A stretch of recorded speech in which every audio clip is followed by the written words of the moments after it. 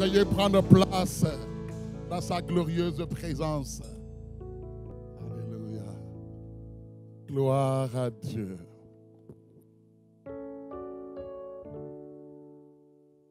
Vous savez, il y a des gens de paroles, de chants, de gens de déclarations qui viennent tellement te saisir de l'intérieur. Au fait, l'amour de Dieu ne se décrit pas. Ça se vit. Amen. Ça se vit. Amen. Gloire à Dieu. Alléluia. Gloire au Seigneur. Je sais que ça a déjà été fait, mais nous saluons tous nos bien-aimés de Gatineau, Ottawa. Nous saluons tous nos bien-aimés de Moncton, tous nos bien-aimés de Chibougamau, tous nos bien-aimés de Sherbrooke, de Trois-Rivières, de Québec. Nous saluons tous nos bien-aimés d'Edmonton. Nous saluons tous nos bien-aimés de Toronto. Alléluia. Est-ce que nous pouvons acclamer le Seigneur? Alléluia. Gloire à Dieu. Amen. Alors, c'est vrai, le dimanche dernier, nous avons écouté un puissant message du pasteur Yvan sur réellement les prières véritablement qui nous amènent à triompher, à dominer. Et il a dit, ce sont les prières du Nouveau Testament. Et nous avons pu voir, donc dimanche dernier, les 3 types de prières dont j'ai parlé et sur lesquelles nous allons nous attarder durant les 3 jours de jeûne et de prière comme Église. Amen. Il faut prier pour cela. Assez longtemps, nous avons dit, il n'y a pas d'amour. Il faut maintenant prier pour que l'amour de Dieu soit déversé sur nos vies. Est-ce que quelqu'un dit Amen? Et avant cela, nous étions dans ce thème-là de cette pensée prophétique que le Seigneur nous a donnée dans Ésaïe 9, 2 ou verset 3, selon les versions, qui dit que tu veux un peuple nombreux. Amen. Tu rends le peuple nombreux et ensuite il dit tu lui accordes de grandes joies. Et nous avons pu voir les semaines passées la dimension tu rends le peuple nombreux. Et on a pu comprendre que parce que Dieu veut un peuple nombreux, nous devons veiller les uns sur les autres. Est-ce qu'il y a des bien-aimés qui ont appelé le frère et la sœur cette semaine? Ceux qui ont appelé le frère et la sœur cette semaine. Levez les mains. Levez bien les mains, bien haut. Oh là, les mains ont diminué. Oh là là là là là là là là là là. Bien-aimés, prenons cela à cœur. Amen. Bon, pour la semaine suivante, la semaine qui commence,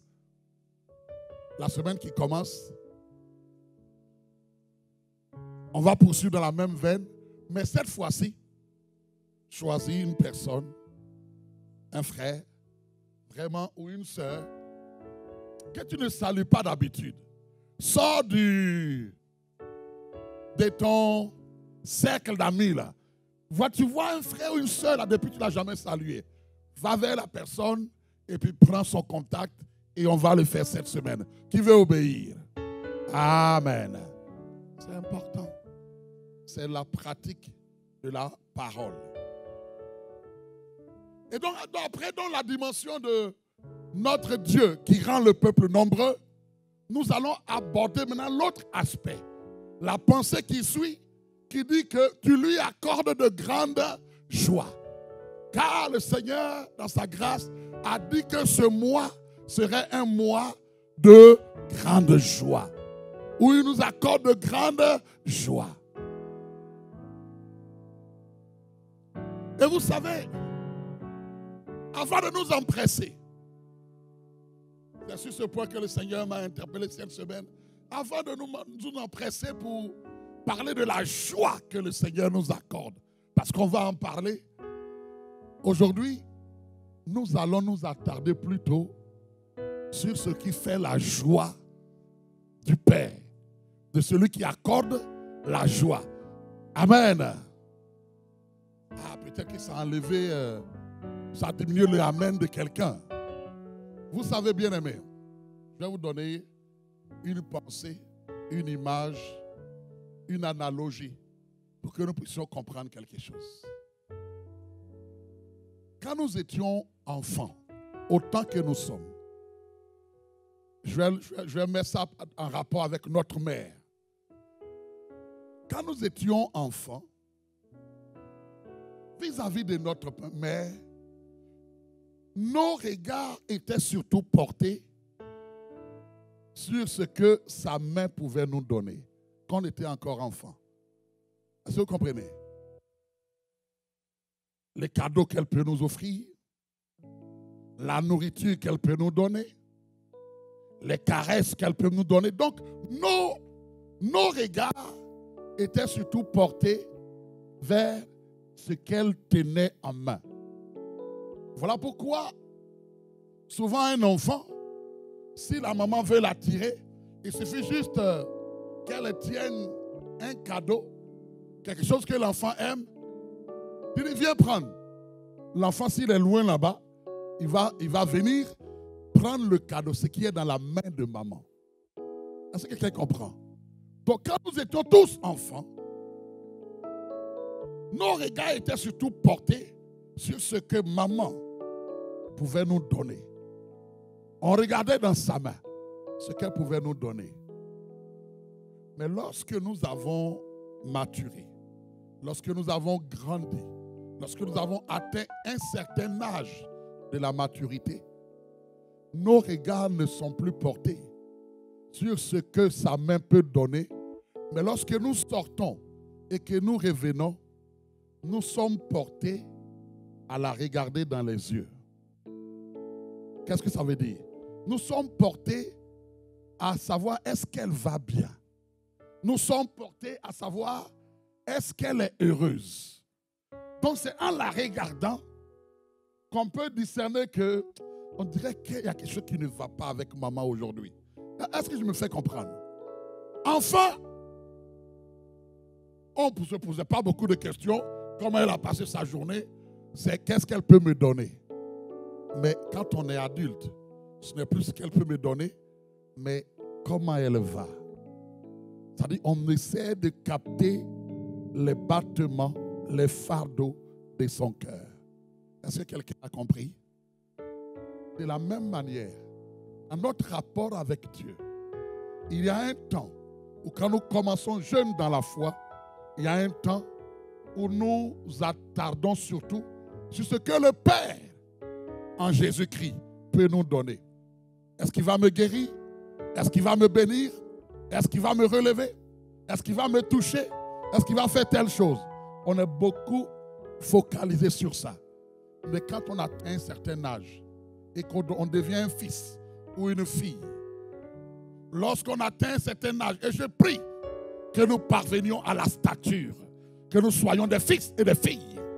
Car lorsque nous atteignons la maturité dans le Seigneur, vous savez, ce n'est plus tellement ce que Dieu donne qui est important, mais c'est comprendre quel est son fardeau. Qu'est-ce qui fait battre son cœur? Est-ce que quelqu'un me comprend ce matin? Si tu me comprends, dis Amen. Donc c'est en tenant compte de cette analogie que nous savons que notre Dieu qui est bon, il n'y a rien à faire, il va nous accorder de grandes joies. Mais comme nous voulons être des fils, on se dit, mais papa, je sais que tu vas m'accorder de grandes joies. Mais entre-temps, qu'est-ce qui fait ta joie à toi? Que Dieu te bénisse, ma soeur, pour ces Amen. Voyez, on parle de paroles. Et puis, si j'avais dit que la gloire de Dieu, que la grâce de Dieu soit votre partage, mais là, on est en train de dire que ce qui fait la joie du Père, là, fasse aussi notre joie. Amen. Tu peux acclamer le Seigneur pour toi. C'est une vérité profonde.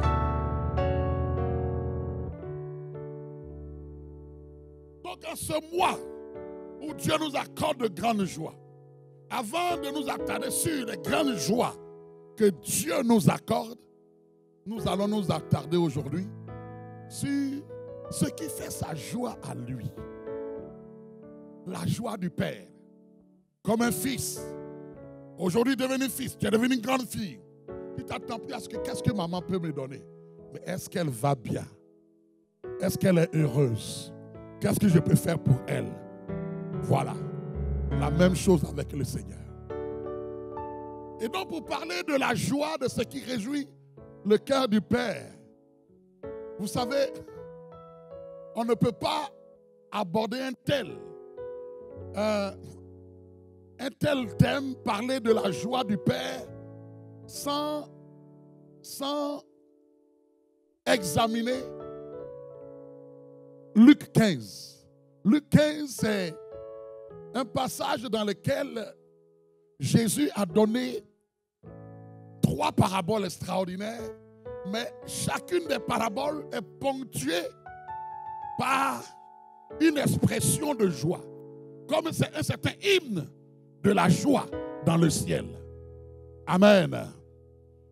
Donc comprenez que déjà, en parlant de la joie du Père, je vous ramène maintenant, je mets les caméras sur Luc 15. Et dans cette parabole, pour que nous puissions capter la pensée de Jésus, Luc 15 commence avec ce contexte-là. Les pharisiens, ce sont des juifs qui sont très pieux, qui sont pour le respect scrupuleux de la Torah. Dieu a dit, et puis la Torah dit sur ça, il faut le faire. Ils ne dérogent pas, ils ne passent pas à côté.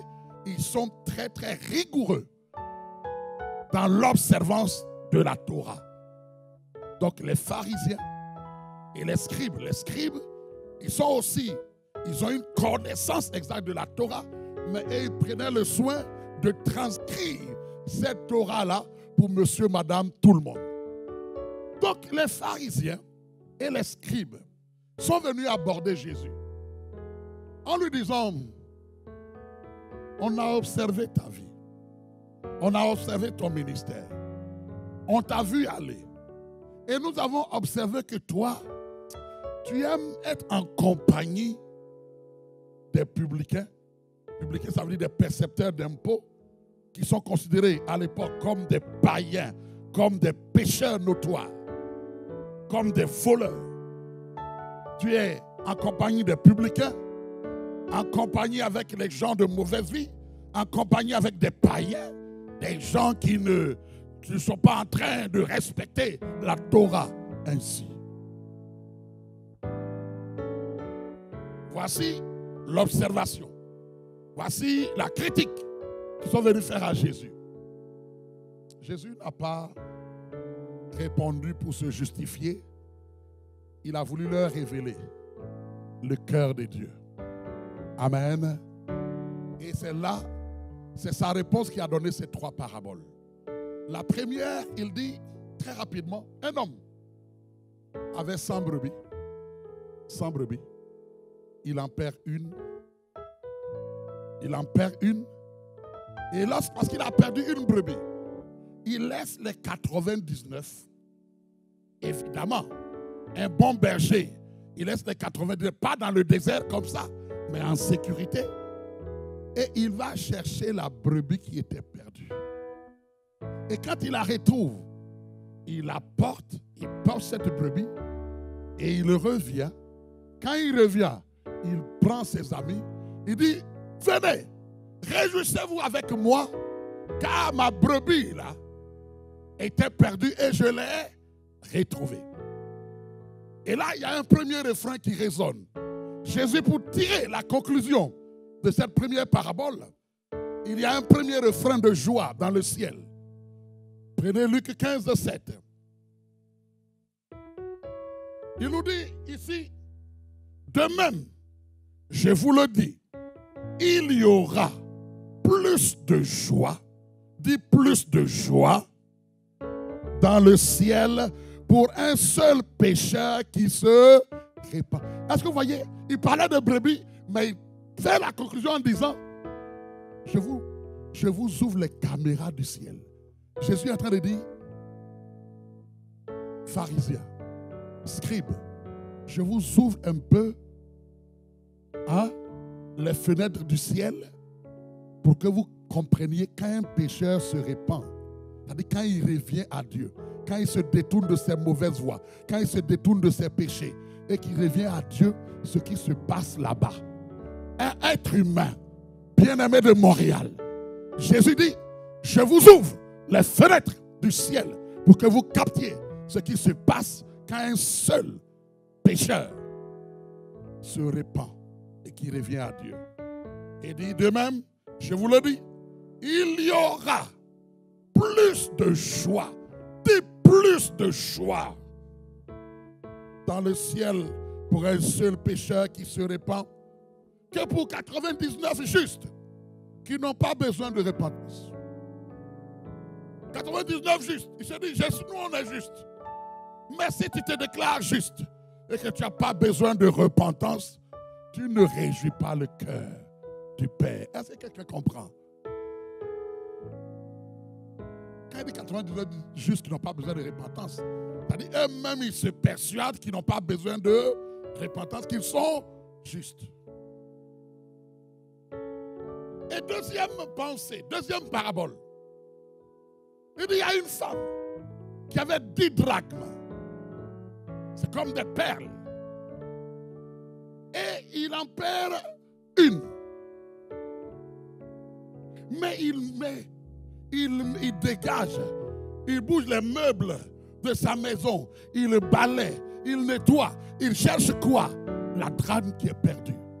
Peut-être quand on parle de ça, pour toi, ça ne dit pas grand-chose. La drachme à l'époque,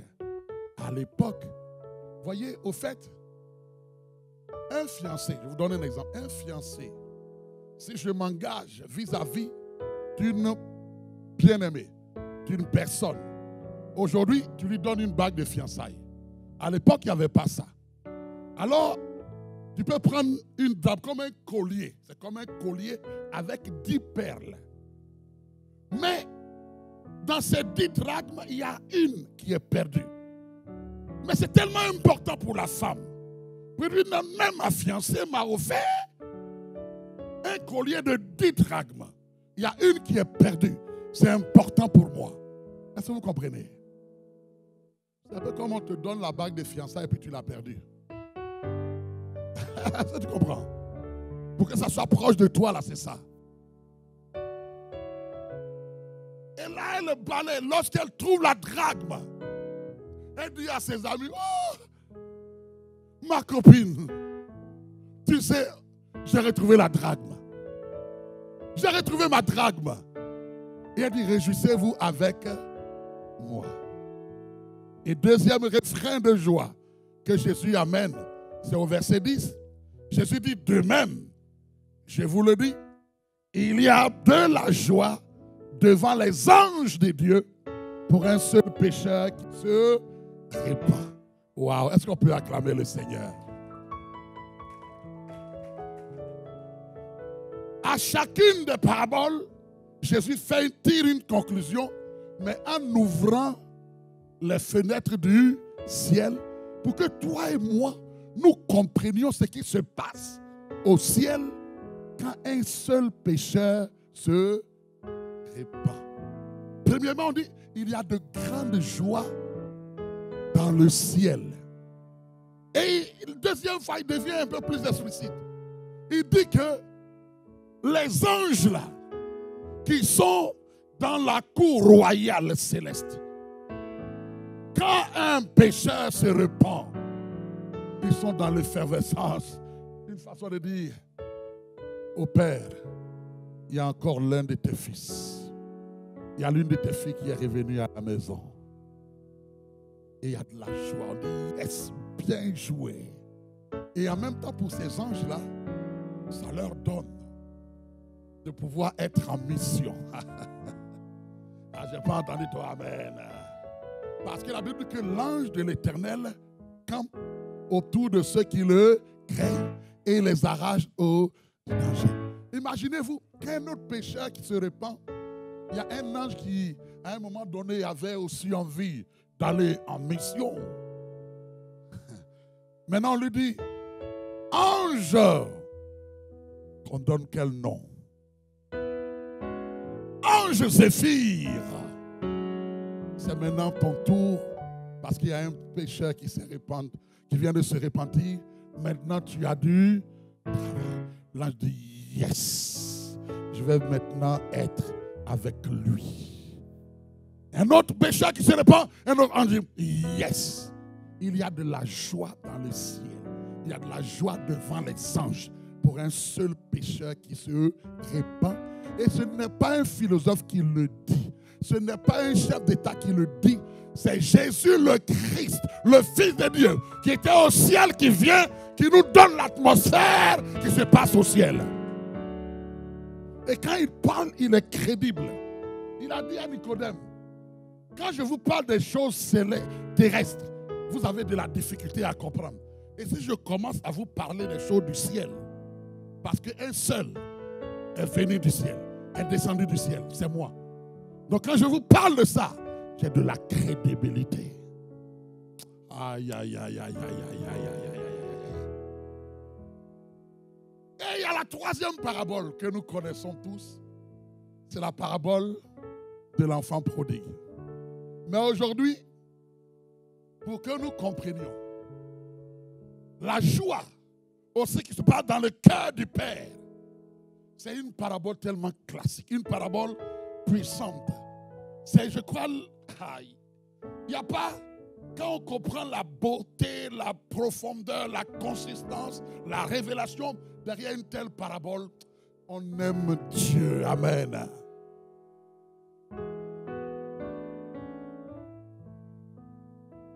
Et aujourd'hui, je suis convaincu que nous avons beaucoup entendu parler du fils prodigue, donc de ce fils-là qui est parti. Aujourd'hui, on ne va pas s'attarder, on ne va pas nous attarder sur lui. Je suis convaincu que vous avez entendu quelques messages aussi sur le fils aîné. On ne va pas trop s'attarder sur lui aujourd'hui. Mais aujourd'hui, dans cette parabole, nous allons mettre nos caméras juste sur le Père. L'attitude du Père. C'est le Père qui va nous intéresser parce que le message, c'est que nous voulons comprendre, nous voulons capter le cœur du Père. Voilà pourquoi le message, le titre de mon message ce matin, c'est « Désirons avant tout ce qui fait la joie du Père céleste ». Désirons avant tout ce qui fait la joie du Père céleste. Est-ce qu'on peut acclamer le Seigneur?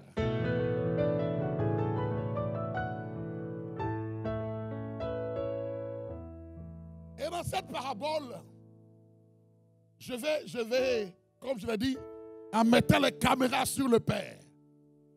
Ses actions, quelles sont les actions qu'il a posées? Quelles sont les expressions?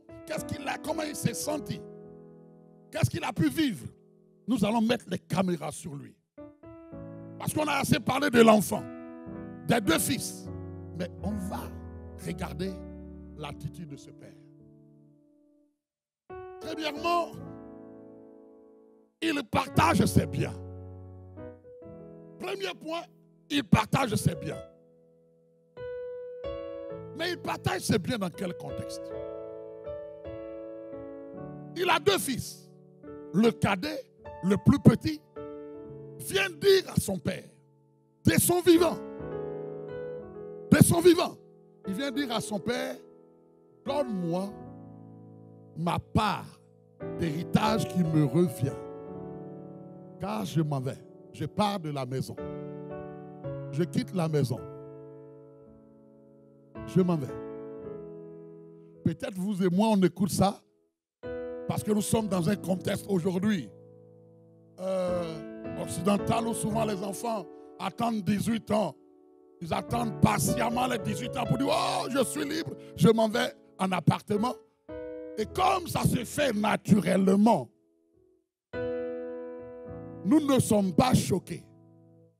Mais dans le contexte de l'époque, vous n'avez aucune idée. Un père qui est vivant. Donner, bénir ses enfants.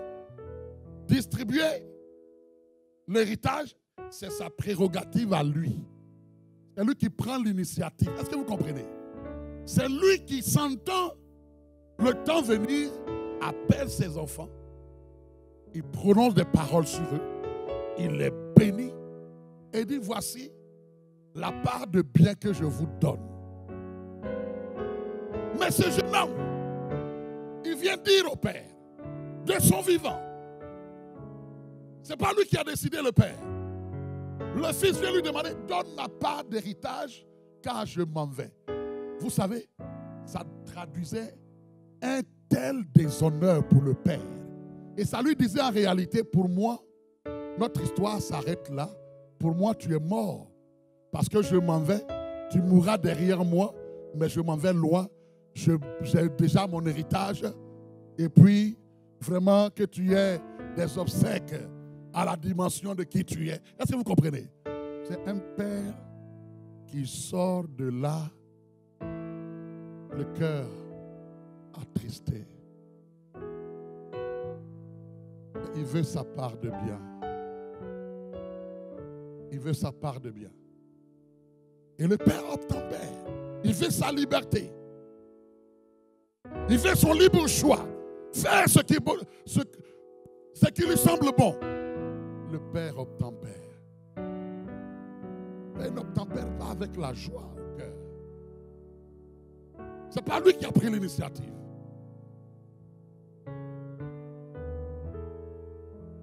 Et on n'a aucune idée.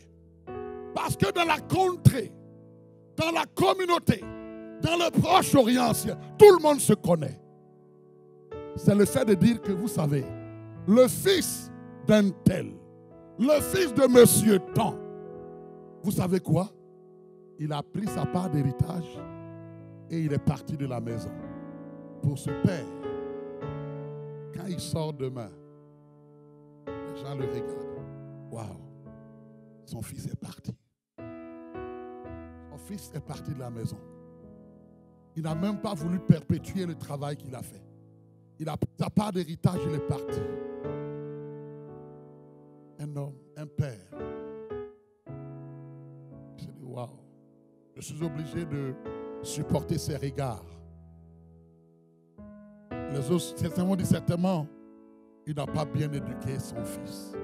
C'est pourquoi il réagit ainsi. Mais ce père n'était pas dans la joie en donnant ses biens. Mais c'est mon fils. Il a droit à l'héritage. S'il me dit que c'est fini entre nous, qu'il s'en va loin de moi, qu'est-ce que je peux faire? Il est parti. Gardons les caméras sur le Père. On a trop parlé du fils prodigue. On a trop parlé du fils aîné. Gardons aujourd'hui les caméras sur le Père.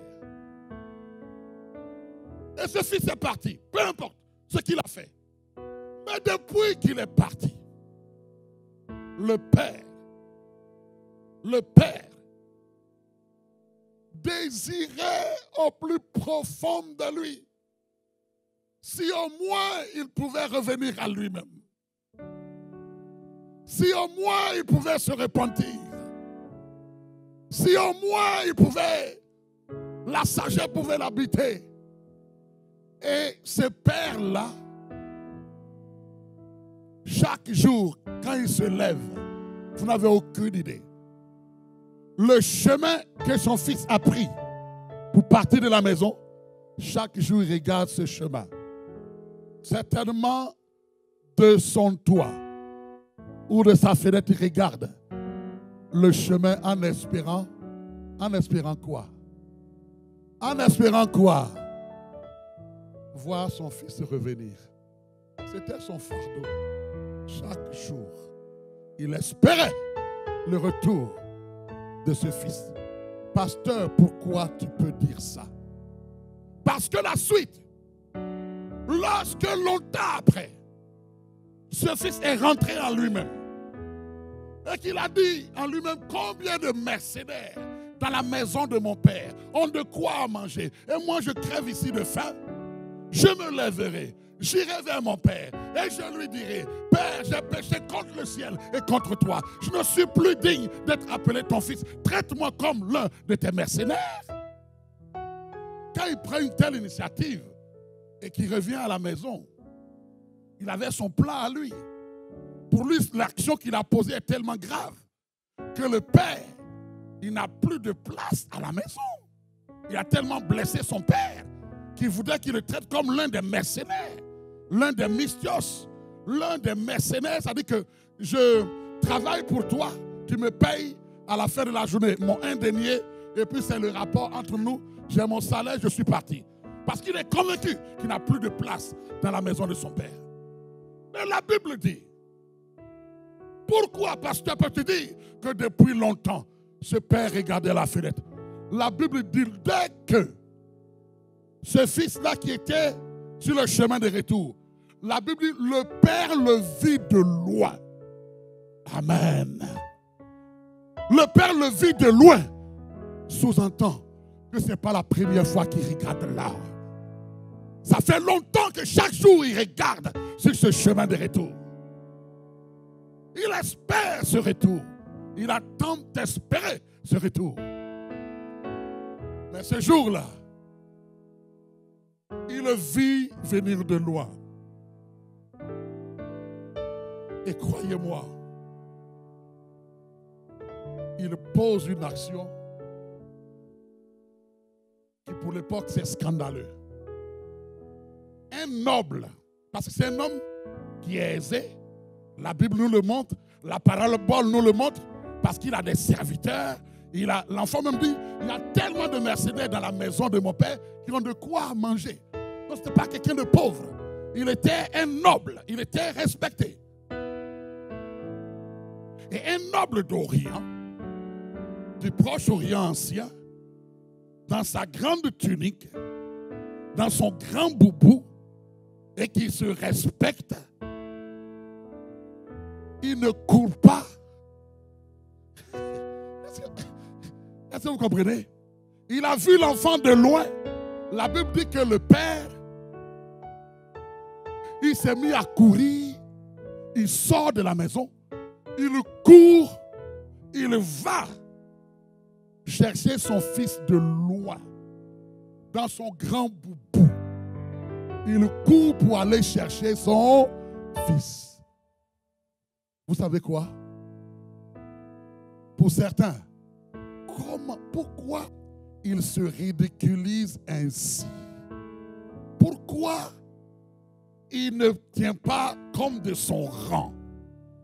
Pourquoi il peut s'avilir ainsi? Pourquoi? Mais ce père dit, vous n'avez aucune idée. C'est mon fils. Et il revient à la maison. Pour lui, je peux être ridicule. Pour lui, je n'ai pas besoin d'être classe, d'être noble. Pour mon fils, je cours en avant comme un enfant. Pour ton salut, pour mon salut. La Bible dit que Jésus le Christ a quitté toute sa position de gloire. Il a mis de côté toute sa divinité. Il a mis de côté il a mis de côté tout ce qu'il était pour venir sur cette terre de péché pour te saisir, pour me saisir. Tu n'as aucune idée de plus payé par le Père pour ton salut.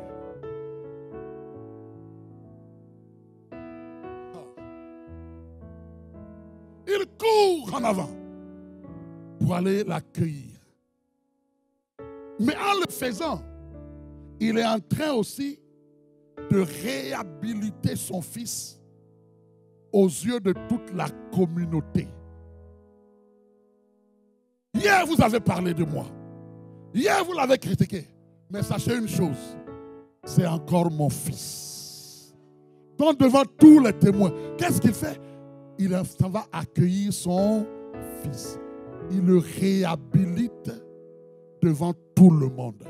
Je n'ai pas honte de dire que c'est mon fils qui revient à à la maison et mon cœur est dans la joie de le voir revenir à la maison. Waouh!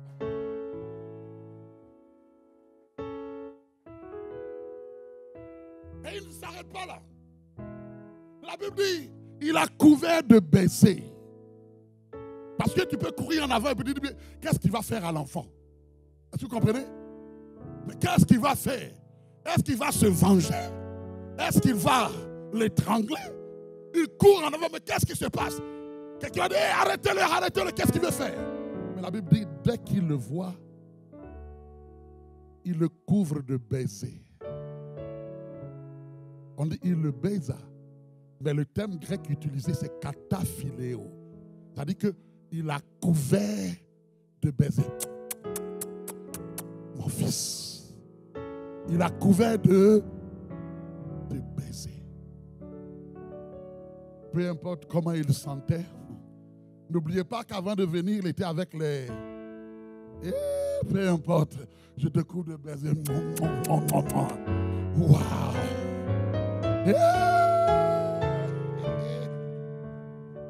Voyez-moi, quand Jésus nous a accueillis au début, toi et moi, nous ne sentions pas bien spirituellement. Hein. On ne sentait pas bon spirituellement. Hein. Le péché a une odeur. Hein. Peu importe.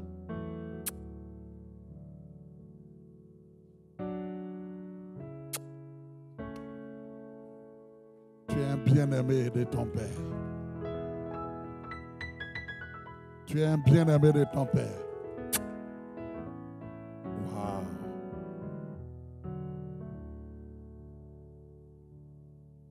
Il accueille loin et il rentre avec lui à la maison.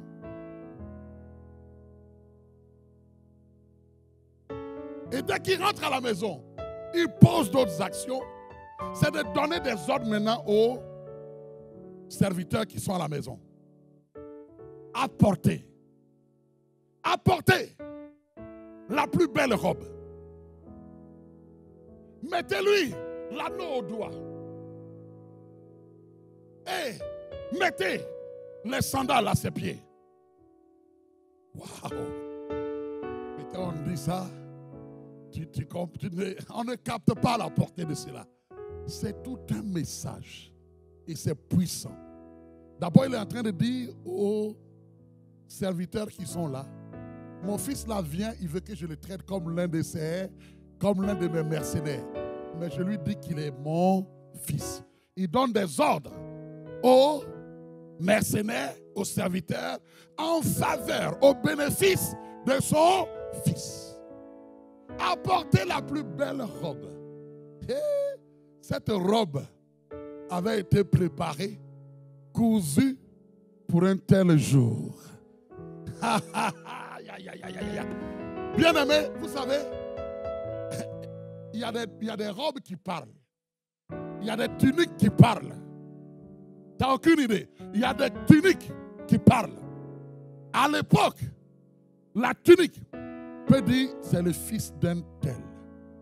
Tout le monde peut être en tunique, mais de la manière ta tunique est brodée, de la manière ta tunique contient certaines couleurs, ça peut dire que lui là, il est l'héritier de son père. Est-ce que vous vous souvenez? Est-ce que vous vous souvenez de l'histoire de Joseph? Pourquoi ses autres frères étaient jaloux de lui? En dehors de ses rêves, pourquoi ils étaient jaloux de lui? Pourquoi?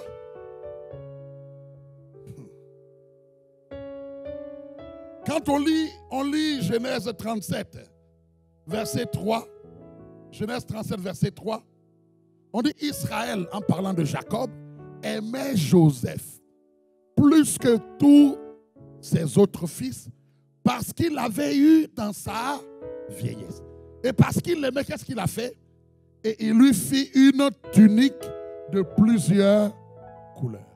Donc ceux qui comprennent le langage, quand ils voient le jeune Joseph là venir dans sa tunique, on dit lui, c'est le bien-aimé, c'est l'héritier de son père. Les tuniques communiquaient un message. Est-ce que quelqu'un comprend? Donc quand il dit apporter la plus belle robe, C'est pour dire, quand il sort, qu'on sache qu'il est mon fils. Et vous savez, la plus belle robe que Jésus nous a fait porter quand nous sommes venus à lui, ça s'appelle la robe de la justice de Dieu. La robe de la justice de Dieu. J'ai cru que quelqu'un allait acclamer le Seigneur. C'est cette robe-là qui nous justifie d'une telle blancheur au point que même le monde spirituel, les démons disent, lui, c'est un fils et une fille de son père. C'est un fils et une fille. Il fait partie du royaume. Vous savez, il y a des tuniques qui parlent. Dans certains milieux, dans des prisons, quand tu mets la tunique orange communique un message. Et donc la tunique que le Seigneur nous fait porter communique un message. Apportez la plus belle robe. Et deuxième chose, le Père dit, mettez l'anneau au doigt. C'est symbole de mon alliance avec lui. Mais l'anneau, à l'époque aussi, l'anneau comportait comme le sceau, mais aussi, c'était comme ta signature. Est-ce que quelqu'un comprend? L'anneau était aussi ta signature. C'est une façon de dire, il peut signer à mon nom.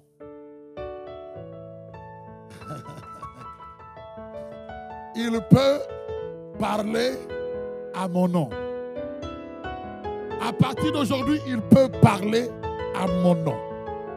Il peut signer les contrats à mon nom. Il peut dire au nom de Jésus. Et l'univers dit, on est à l'écoute. Aïe, aïe, aïe, aïe, aïe, aïe, aïe, aïe, aïe, aïe. Et voilà pourquoi la Bible dit qu'aujourd'hui, nous avons été scellés du Saint-Esprit. Est-ce que vous croyez? Le sceau que le Père nous a donné aujourd'hui, comme nouvelle créature, c'est le Saint-Esprit. Et l'Esprit lui-même rend témoignage à notre esprit que nous sommes enfants de Dieu. Waouh! C'est la marque, la signature de Dieu pour la nouvelle création. Et Dieu mettait les sandales à ses pieds. Parce que marcher nu-pied à l'époque, ça dit que soit tu es esclave, l'esclave marche nu-pied, ou ça veut dire que tu es en deuil. Quand tu es en deuil et dans les pleurs, dans les lamentations, tu es nu-pied.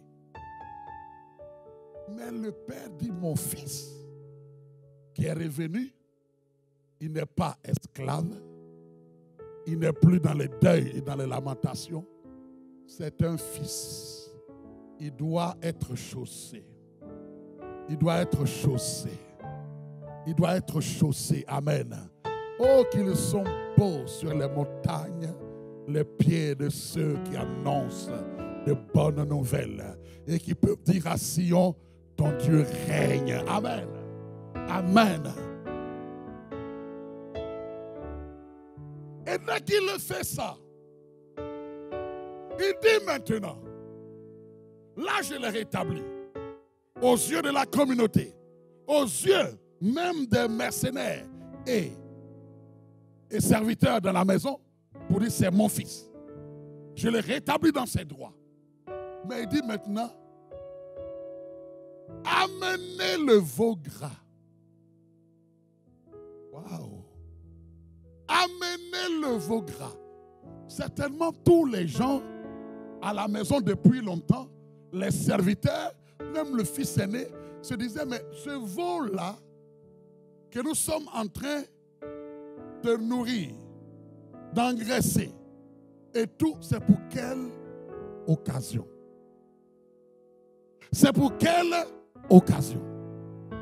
Le Père, dans son soupir, dans son désir, avait certainement ce désir secret le jour où mon fils revient à la maison, ce veau gras, ce serait pour la fête de son retour. Et quand il revient, le père dit, amenez le veau gras. Les autres ont dit, quoi? Donc tout ce temps-là, ce veau-là, c'était pour ça. Amenez le veau gras et tuez-le. Et réjouissons-nous. Regardez le père maintenant. Waouh, on n'avait aucune idée. Ça fait combien de temps ce père n'a pas osé faire une telle fête? Est-ce que quelqu'un comprend?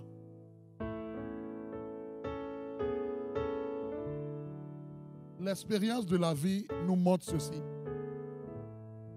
Un père, une mère, des parents, ils peuvent avoir plusieurs enfants. Quand ils les aiment, je parle des bons parents, hein, pas des abuseurs, non, je parle des bons parents. Des bons parents, ils peuvent avoir plusieurs enfants. S'il arrive quelque chose à l'un de ses enfants, soit il est en prison, il est arrivé quelque chose, il peut y avoir des grands événements où tous les enfants, tous les autres enfants sont là. Est-ce que vous comprenez? Ça va être un moment de joie, un moment de réjouissance.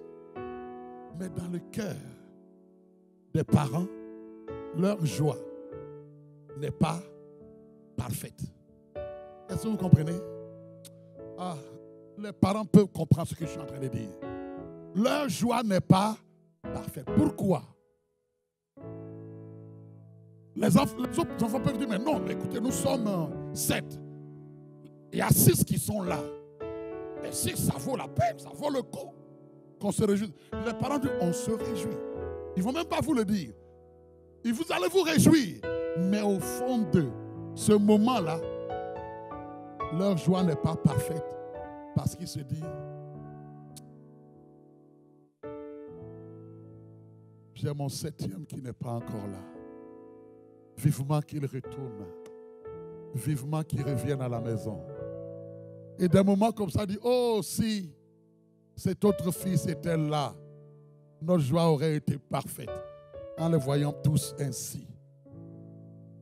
Est-ce que vous comprenez? Et ce père-là, ça faisait longtemps qu'il n'avait pas organisé une telle fête. Même les serviteurs et autres ne comprennent pas la joie soudaine du maître, de ce père. Ils ne comprennent pas. Mais il a attendu ce moment. Il a désiré ce moment. Il a soupiré après ce moment. Après ce moment. Et alors il dit, réjouissons-nous. Pourquoi? Il donne la raison. Pourquoi? Il dit, parce que mon fils, que voici, il était perdu, il est retrouvé. Il était mort, mais il est revenu à la vie. Réjouissons-nous, réjouissons-nous, réjouissons-nous. Ce qui fait ma joie comme père, ce qui fait ma joie comme père, c'est quand l'un de mes fils qui était perdu, qui s'est éloigné de moi, qui a pris sa liberté, quand il revient à la maison, je suis dans la joie, car je veux un peuple nombreux. Amen. Et là, la fête, tout le monde, la fête est dans son... On dit quoi? Voilà, la fête bat son plein. Voilà, merci. La fête est en train de battre son plein. Mais le fils aîné, jusque-là, il est au champ. Il ne sait pas que c'est une grande journée pour son père. Une grande journée de joie pour son père.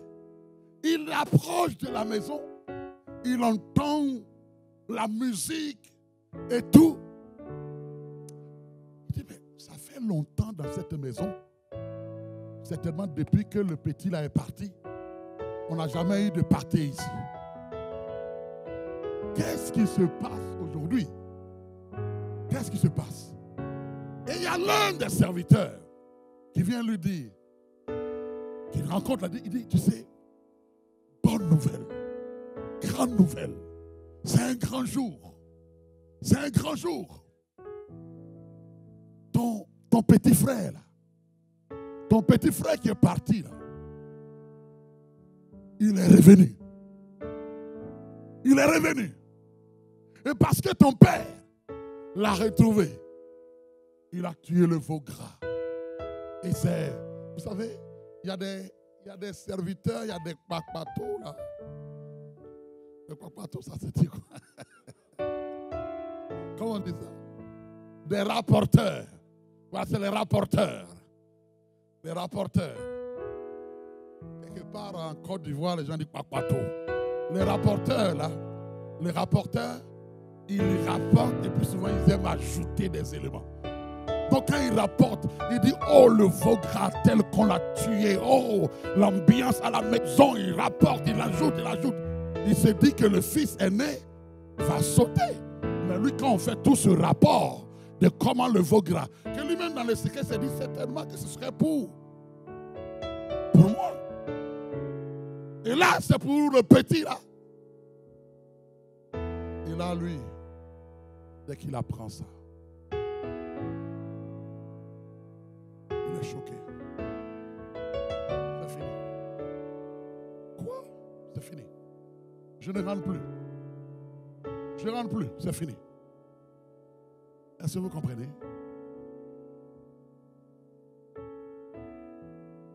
Et on vient dire au père, le fils aîné ne veut pas rentrer.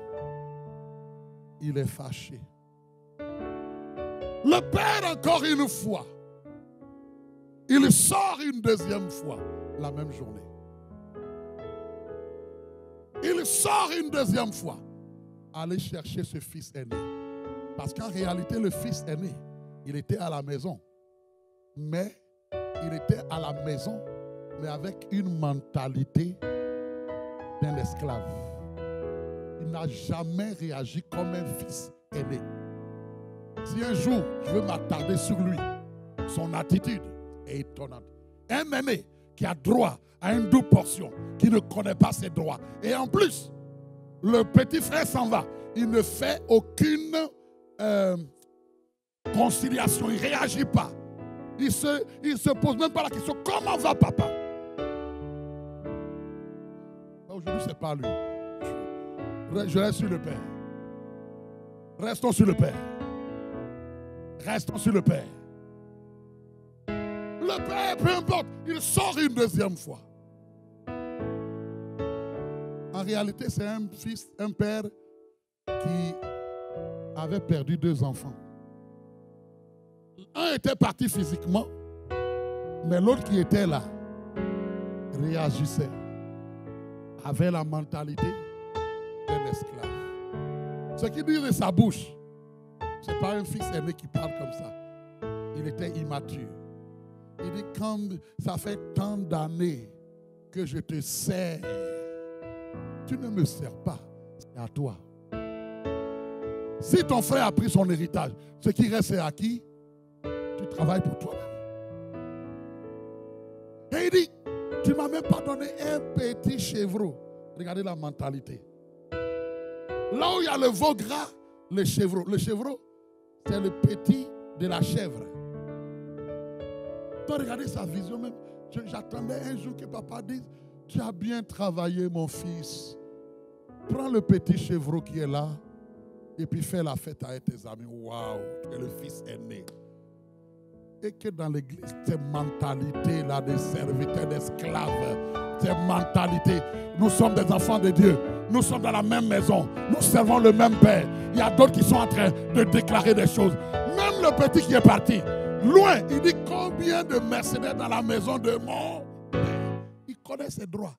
Mais l'aîné là, il est là et dit, il réagit. À force d'être avec les mercenaires et les serviteurs, il a développé la même mentalité. Il attend que le père, est-ce qu'il va me donner un petit chevreau? Le père a dû lui apprendre une leçon. Il dit, mais mon fils, ce qui est à moi est à toi. D'où vient la mentalité que je dois te donner quand ce qui est à moi est à toi? À l'Éternel la terre et ce qu'elle renferme. Oh la brossa! Tout dépend de ton attitude dans la prière. Tu viens demander un chevreau, il y a d'autres qui sont en train de demander des territoires. Tu dis, je domine, je prends ceci au nom de Jésus le Christ. Ils sont en train de prendre pendant que toi tu t'attends. Oui, et puis on veut faire pitié.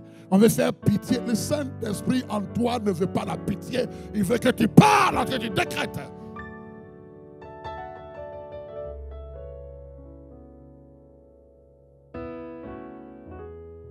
Mais il était immature. Ce fils aîné n'a pas capté que ce jour-là, c'est le jour de papa. Est-ce que vous comprenez? C'est son jour de joie. C'est son besoin à lui ce jour-là qui compte. Ça fait longtemps que je vois ce père. Il est triste. Longtemps que je vois ce père. Ça fait longtemps qu'il ne s'est pas réjoui. Et aujourd'hui, s'il fait une fête, peu importe mes besoins à moi, on dit aujourd'hui c'est la journée où papa est dans la joie, où papa est content. Réjouissons-nous avec lui. Réjouissons-nous avec lui. Réjouissons-nous avec lui. Réjouissons-nous avec lui. Il y a des moments, laisse de côté tes petits problèmes là. Laisse de côté tes préoccupations à toi. Laisse de côté ton petit chevreau là. Laisse de côté.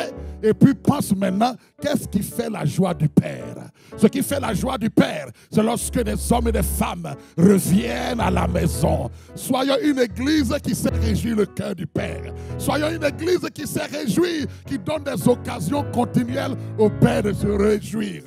Soyons une église en cette année 2020 qui par nos actions, par nos élans de cœur, par nos évangélisations, réjouissons le cœur du Père.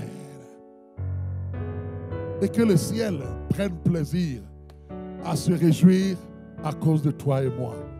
Qui amenons des hommes et des femmes qui reviennent à la maison, qui reviennent à la maison. Et quand une église est en train de faire continuellement la joie du Père, les anges même sont attentifs à la prière qui est faite en ces lieux. Est-ce que vous comprenez? Le Père est attentif.